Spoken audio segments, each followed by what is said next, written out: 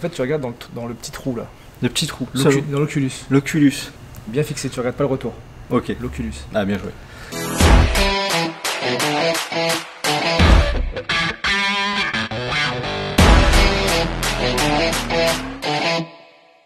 Yo les amis, j'espère que vous allez bien, ça me fait très plaisir de vous retrouver pour une nouvelle vidéo et aujourd'hui les amis, j'ai le plaisir de recevoir sur ma chaîne YouTube, devant vous aujourd'hui, un de mes amis, mais qui est aussi un brillant avocat, qui est Christophe.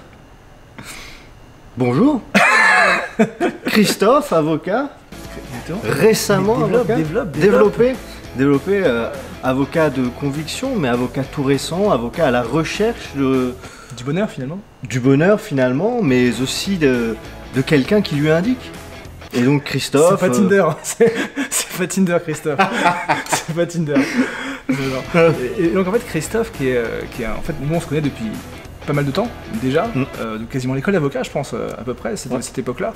Et Christophe donc qui est un brillant avocat en droit public. Droit public, Smart City, données publiques. Tout le côté relativement sexy, même si ce n'est pas Tinder, sexy du droit public. Et donc là, on est devant vous aujourd'hui à la Maison de l'Avocat, qui est un lieu un peu emblématique du barreau. En fait, on a choisi ce lieu un petit peu iconoclaste, un petit peu particulier pour faire cette vidéo, parce qu'en fait, on a voulu vous parler aujourd'hui en fait, des premiers pas dans la profession d'avocat. On parle des premières fois aujourd'hui. On est au mois de décembre, beaucoup d'avocats, maintenant avocats, ont passé le CAPA, ont peut-être trouvé leur première collaboration et vont à partir de janvier, pour beaucoup, enfin prêter serment et devenir avocat. Et c'est vrai que c'est une phase qui est un petit peu particulière, qui peut être un petit peu anxiogène parce que c'est... En fait, on n'a jamais été avocat. On a été préparé pendant un an et demi, voire avant, parce que dans la tête finalement ça cogitait à être avocat. Mais là, pour une fois, on va se retrouver dans le dur, sur les dossiers, avec une responsabilité civile professionnelle. Il y a un côté angoissant, il y a un côté grand bain. On y pensait, et là, on est au-dessus du plongeoir, et d'un coup, on plonge. Et c'est pas toujours rassurant, parce qu'on n'est pas sûr, finalement, de savoir vraiment nager.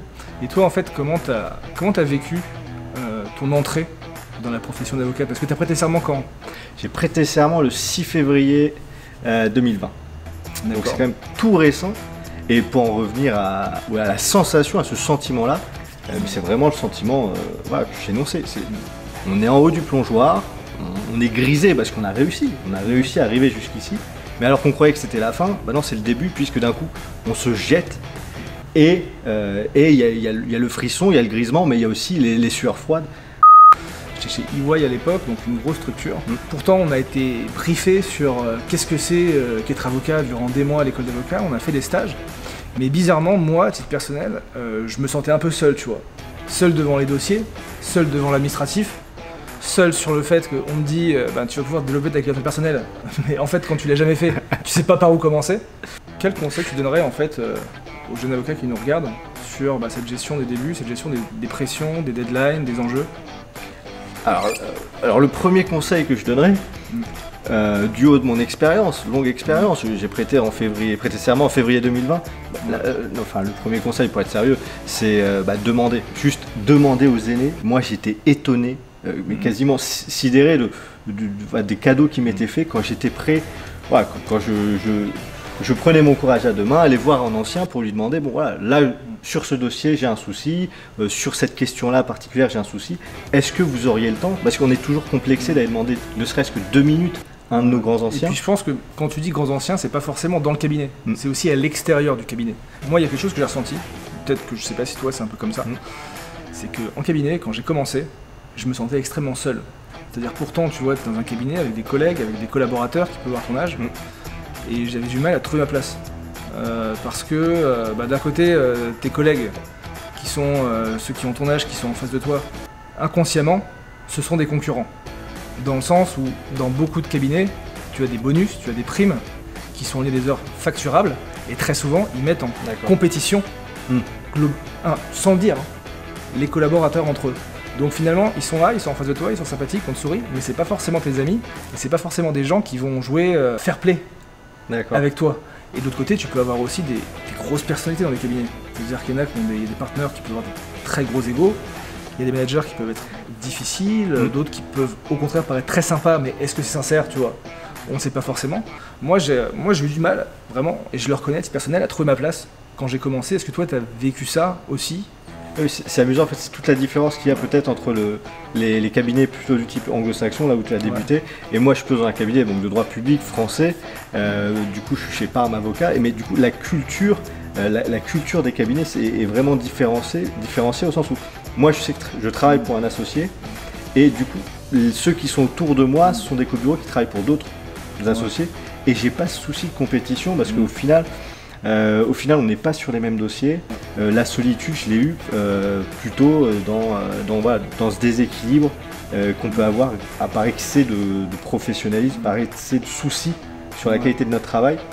Et du coup, parce que tu travailles 10 heures sur un sujet et personne va pouvoir t'aider intellectuellement sur ce sujet-là.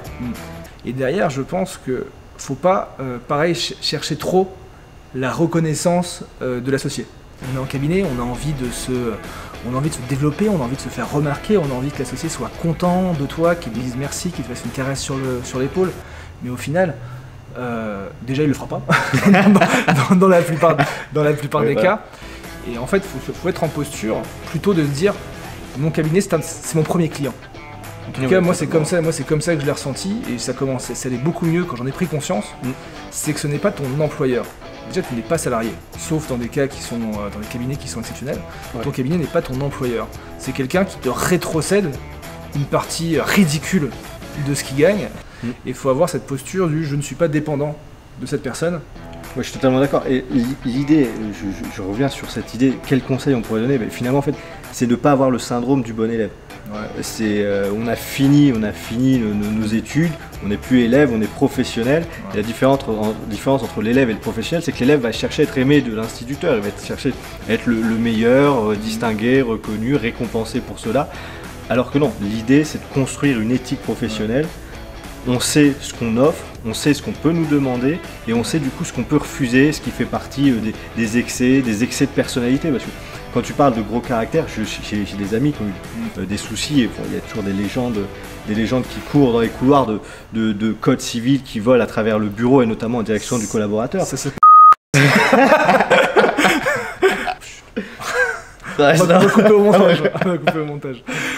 Mais on a tous des mauvaises histoires en tête racontées par des amis, mais moi ce que je sais et ce que je crois, c'est que les fortes personnalités s'arrêtent quand on leur demande de s'arrêter et quand on l'exige, et c'est plus facile de poser des limites tout de suite en disant non, avec tout votre respect, je pense que là vous avez un excès, je reviendrai plus tard, et d'avoir la force de dire ça, paradoxalement, au lieu d'énerver ce fort caractère qu'on pourrait craindre, du coup ça a tendance à l'apaiser parce qu'on lui montre qu'on a du répondant et que ce répondant-là, on l'aura pour l'aider à accomplir ce qu'il nous demande d'accomplir.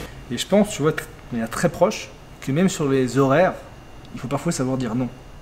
Alors ouais, effectivement, je pense qu'il y a des périodes, il y a certains dossiers où tu peux te permettre de partir plus longtemps, et moi je vois, je suis à mon compte, je travaille très très tard, souvent tous les jours, mais je vais pour moi. Je ne le fais pas pour quelqu'un d'autre. Et je pense qu'il faut savoir parfois dire non lorsqu'on dit de rester, et il ne faut pas forcément se comparer aux autres. Parce que tu peux avoir une méthode de travail qui est différente, tu peux être plus rapide. Moi je sais que je bosse rapidement. C'est-à-dire que je suis très efficace, dans des délais qui sont très compressés. Et en fait, moi dès le début, je leur ai dit non, là il est 19h ou il est 18h, j'ai fini ce que j'ai à faire, j'ai plus rien à faire, je m'en vais, tu vois. Et en fait, quand tu l'imposes et quand tu le dis, il n'y a pas de souci. C'est presque les collaborateurs, tes collègues, à qui ça va poser le plus de problèmes, tu vois. Parce que eux se disent pourquoi cette personne a un traitement différencié. Exactement. Et ce que tu dis, c'est exactement, c'est très juste. Il y a tout un tas de lois que l'on dit non écrites, mais qui tiennent en fait de la légende, qui voudraient que faut être présent sur des plages horaires longues. Mais la réalité, c'est qu'on ne peut pas se comparer aux autres parce qu'on ne peut pas être dans les dossiers des autres. Donc il y a ce que les autres montrent et ce que les autres sont en réalité. Tout ce qu'on peut savoir, c'est que ce qu'ils paraissent être ou vouloir être, nous ce qu'on sait, c'est que si les dossiers qu'on nous a demandé d'accomplir sont accomplis, on peut y aller, et puis on n'est pas. Et il n'y a personne, et surtout il n'y a personne qui va te le reprocher, vraiment. Vous êtes libéral, en théorie. Et donc se pose très vite la question du développement de la clientèle personnelle. Ce que j'aime, c'est que derrière l'idée de clientèle, c'est pas l'idée d'avoir une clientèle pour se faire vivre dès la première année. On est des bébés avocats finalement, c'est le grand début, de se priver juste de cette occasion d'avoir juste un premier client, que ce soit pour la rédaction de l'association de notre ami, tu vois, ou un pacte d'actionnaires. quelque chose qui va pas être rentable, qui va nous prendre bien plus de temps, mais qu'on aura appris à, d'une, traiter la demande, calibrer la demande, proposer un devis, le faire signer, l'accomplir, le restituer, et voir tout ce process-là, même si ça n'aura pas rapporté, au moins ça nous aura apporté la compétence de savoir comment se développe une clientèle. Mais je pense qu'il ne faut pas avoir peur de dire « je veux développer une clientèle personnelle ». C'est encore un tabou. J'ai l'impression moi je trouve que dans les cabinets, pour beaucoup de collaborateurs, développer de la clientèle personnelle, c'est un tabou. Déjà qu'on n'ose pas forcément dire entre collabs et qu'on ose encore moins dire à l'associé. Moi je l'ai vu, hein. Tu développes tes clients perso dans ton coin, en douce, entre midi et 2, que personne te voit, parce que si tu vas le faire, après on va te juger. Et moi en tout cas c'est ce que j'ai ressenti, j'ai pas mal d'amis qui sont comme ça. Après, moi j'étais pas vraiment comme ça, dans le sens où j'ai très vite assumé très tôt que j'avais une vie à côté du cabinet, que le cabinet c'était mon premier client et que j'ai développé, tu vois. Donc vraiment quoi qu'il arrive, quoi qu'il me disait, je m'en fous, tu vois. J'assume, je suis avocat libéral, je fais mon boulot pour le cabinet, je le fais bien, et donc j'ai le droit et j'ai pas à me cacher.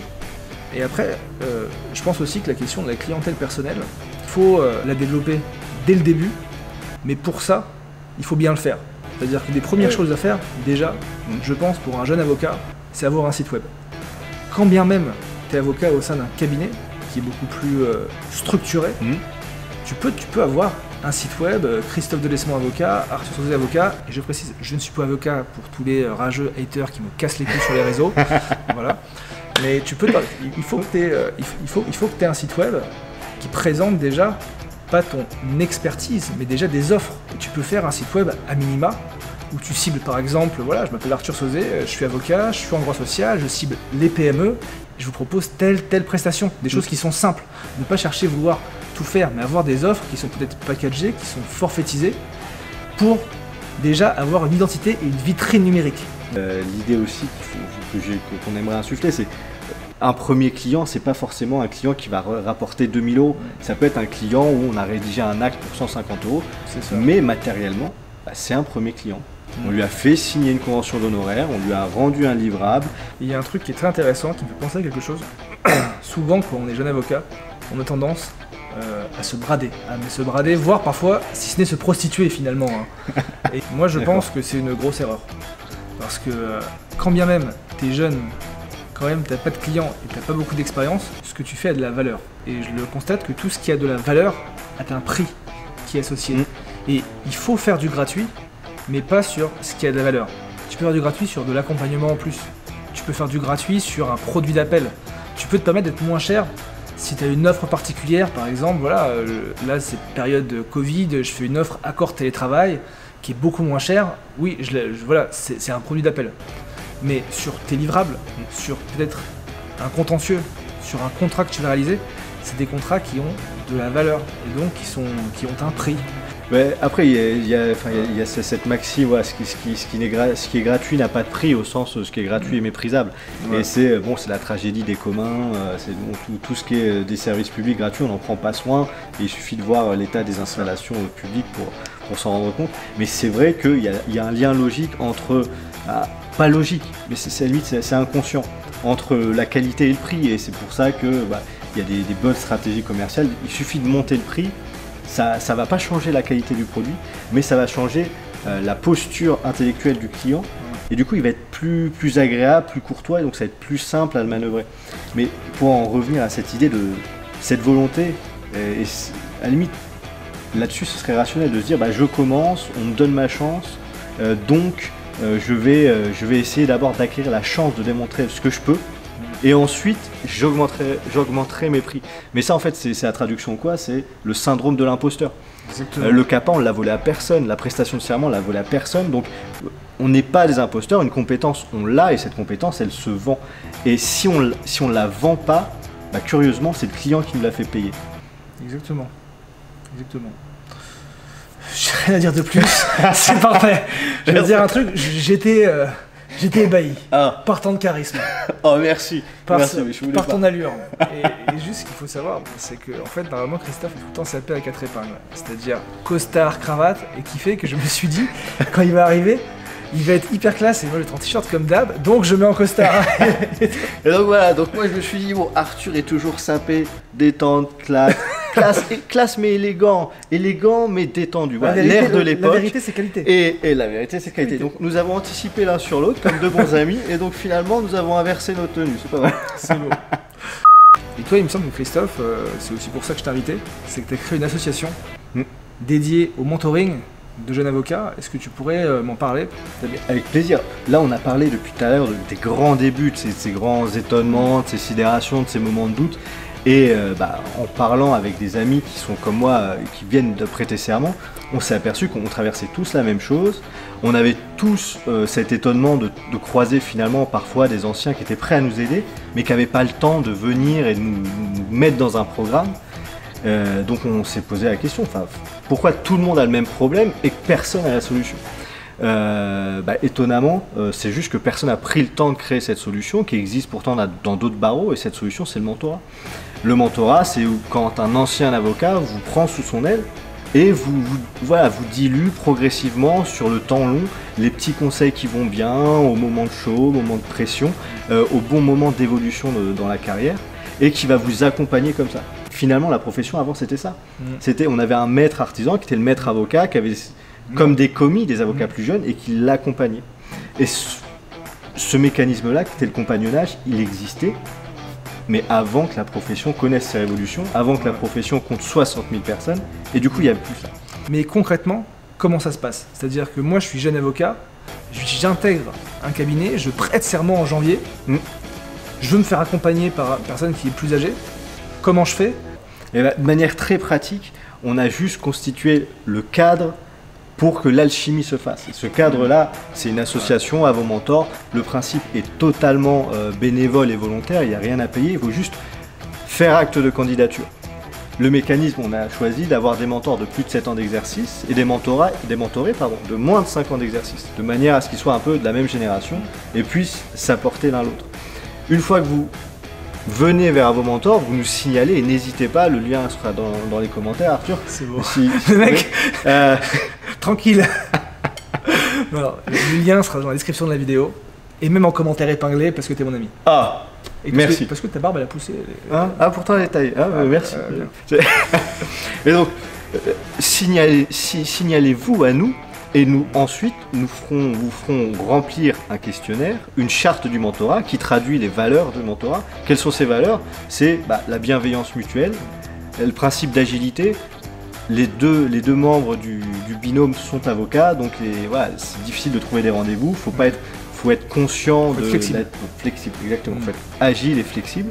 Donc, un questionnaire, vous remplissez, on en déduit vos centres d'intérêt et on vous jume avec un mentor ou avec un mentoré, selon la situation. Okay. Et une fois qu'on a fait ce jumelage, vous vous rencontrez. Le seul engagement de mentor et de mentoré, c'est de se rencontrer dans les 15 jours ou dans le mois suivant la transmission des coordonnées. D'accord. Ça, c'est le seul engagement. Après, le reste, c'est un engagement moral, parce qu'on souhaite proposer un engagement sur 12 mois. Mais, première obligation dure, vous vous rencontrez. Et si l'alchimie se fait, eh bien parfait, continuez, voyez-vous au café le matin, tous les 15 jours, tous les 6 mois, selon votre besoin, selon votre goût. Et si ça se fait pas, tant pis, on essaiera, on adaptera. Mais l'idée, c'est vraiment de créer cette alchimie. L'association est toujours là, mais elle est surtout là au début. Finalement, nos grands aînés en termes d'avocats, ce sont comme les adultes qu'on avait quand on était à la table des enfants. On les regarde, on les mime avant de comprendre ce qu'ils font et avant de dépasser et de s'approprier leurs gestes pour en faire notre pratique, notre manière d'être avocat selon nous. Et après, on boit des whisky, on fume des cigares. Voilà, c'est ça.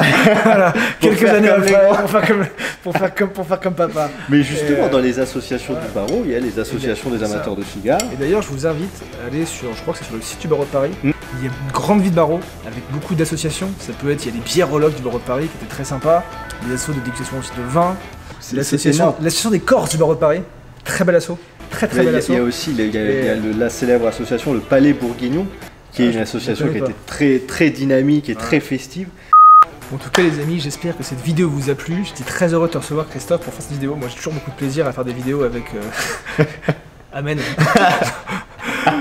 J'ai toujours beaucoup de plaisir à faire des vidéos avec des amis, et là c'est vrai que c'est une vidéo, je trouve, très intéressante, très riche, qui a duré très longtemps, mais on s'en fout au pire, tu vois. On s'en fout. L'idée c'est prendre le temps qu'il faut pour parler de ce moment qui était juste magique, qui sont les grands débuts, les premières fois. Retrouvez dans le bio de la vidéo le lien vers Avo Mentor, donc vraiment n'hésitez pas juste à contacter Christophe, à remplir votre formulaire, vous serez contacté rapidement. Je pense que c'est une vraie chance aujourd'hui d'avoir des services comme ça. Donc déjà, encore bravo Christophe pour vos mentors. Donc allez, à bientôt. À bientôt.